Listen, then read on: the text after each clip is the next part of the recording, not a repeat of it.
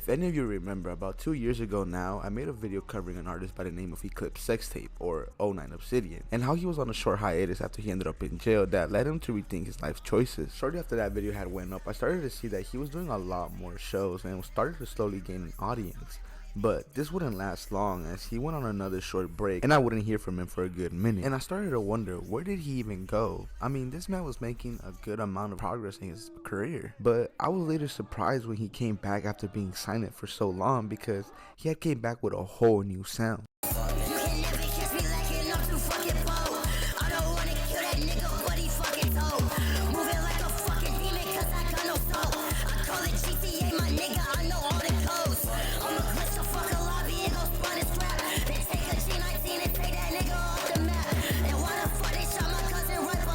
Not only a whole new sound, but a whole new image and persona. He decided to ditch the X-Clone type of music that he was making and decided to make this sigil core type of music.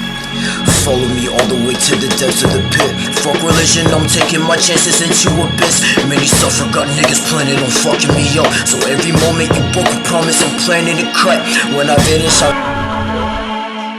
popping this shit with a Glock in my hand. Fucking your bitch and I heard she a fan. Got this blade, even right at your man. This minute Drake poured it out of my pants. 556, you don't ride through your window. Rock up on me to make it still. You was a bitch, why you switch on your kid phone? He rebranded himself and had a whole different image. He was now going for this dark, murdery kind of vibe, and the videos that he was posting on Instagram quickly became heavily edited videos with spazzed out imagery with a bunch of sigils and random symbols. I would later see that he managed to get a bunch of crazy features with artists like Osama-san and Laserdem. But not everything was going so easy for him.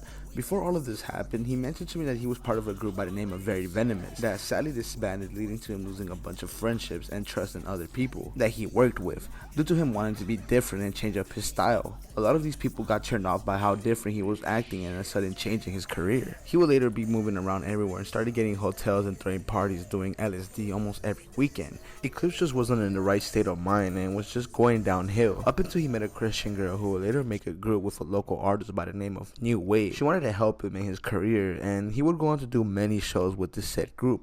Up until one day at one of his shows, somebody ended up shooting up the place and he would later be blamed for the shooting because of his past decisions. Eclipse was once again losing everything in his hands. Later that month, his at-the-time girlfriend would end up getting in a car crash and she would end up telling him that she felt his energy inside of the car even though he wasn't there. And a couple months later, they would end up breaking up but ended up on good terms. Eclipse was seriously going through a rough time because he was losing so much. Not only was he losing his person that he loved, he was also losing a bunch of followers and listeners because he wasn't being very active. So he knew it was time to switch up his style and he would quickly begin to work with a bunch of artists from an ex-group by the name of Jewel Z. Hopefully I'm saying that right. He would eventually get a chance to work with artist Osama-san on a really distorted type of beat alongside with Lucia, or Lucy 4.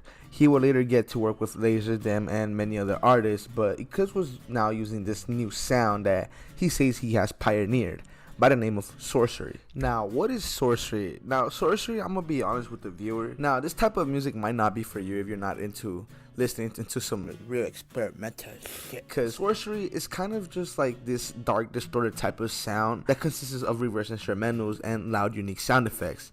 And to be honest with you guys, most people kind of aren't open to that type of shit, which is kind of what Conjuraxxion was going for because he wanted to make his very own unique sound where nobody can call him a clone. And he doesn't really care if he blows up or not, as long as he makes a good amount of fans. And the reason that I say this is because he's also part of this group by the name of Gatekeep, or he managed to create this group by the name of Gatekeep, with artists such as H-Star, Hellboy or Dark Boy, 14 Loner Skull, and Crocs or VPBZ on Instagram. I don't know, but he got 7,000 followers, some unique names. Now, Gatekeep's whole message is them wanting to be gatekept from the whole public eye. In his own words, he says the meaning behind the name is that even if nobody in the group blows up, it wouldn't matter because that just means the people that supported sorcery gatekept it from the mainstream, making it an extremely rare genre to come across. Eclipse Sextape would eventually even end up getting co-signs from artists Actual or Lucia because of this genre that he was pioneering. And he stands on this message because shit, this dude has a bunch of songs scattered around SoundCloud, with some of them only being accessible through a link. Now, Conjuraxxion has started to get his name a little more known in the underground down after his affiliation with the VTL group, which was a new version of the previous Jewel Z group with Lucia and other Citricore rappers. Conjuraxxion would even manage to get his music on Roblox, which helped him get a lot of play. Oh yeah, that's that shit. Look, everybody going crazy on Roblox. Look at this shit. Everybody going crazy for this shit. Yo, they got this shit on Roblox, bro. They just get, bro, these people really got this shit on Roblox, bro. His music would end up getting glitched into the game, causing it to play on repeat and giving it that scary, mysterious vibe.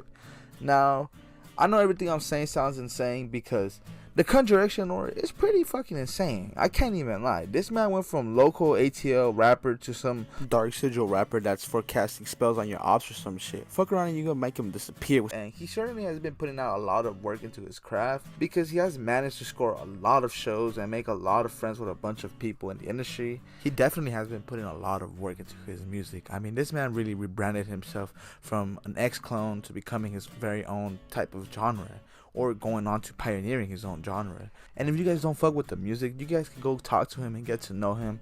He's open to any type of question. He's always down to talk about his life. He's basically an open book.